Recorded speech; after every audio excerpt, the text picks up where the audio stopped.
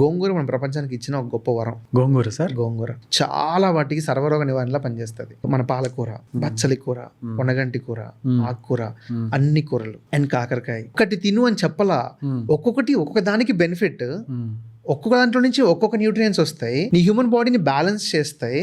రోజు 2-3 ఒక పచ్చడి, ఒక పులుసు, రసం, లేదంటే ఒక కర్రీ అండ్ పెరుగు, ప్రతిదాన్ని నీట్ గా ప్లాన్ చేశారు. పెరుగు end with again pickle. Well designed meal, very well designed. మీరు గమనిస్తే ఇంత ముందు రోజుల్లో పొద్దున ఆరు మధ్యాహ్నమే హెవీ ఉండేది, నైట్ ఉండదు హెవీ ఫుడ్. 6-7 లోపల తినేస్తారు. పడుకునే ముందు ఒక గ్లాస్ పాలు మిరియాలతోనో పసుపు వేసుకొని మంచిగా తాగి పడుకుంటారు. అంతే. అక్కడతో 7:30 మొత్తం లైట్స్ ఆఫ్ కదా సార్.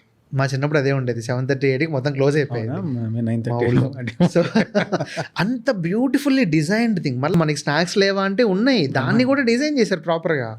నువ్వుల లడ్లని, అరిసెలని, రవ్వ లడ్లని, ప్రతి దానికి ఒక సిస్టమ్ పెట్టుకున్నారు. అంటే ఏ కాలాల్లో ఏం తినాలి, దానికి ఎటువంటి స్వీట్ అయితే మంచిది బాడీకి, మీరు గమనిస్తే ఇవన్నీ కూడా హోల్ గ్రెయిన్స్ తో చేసేవాళ్ళు.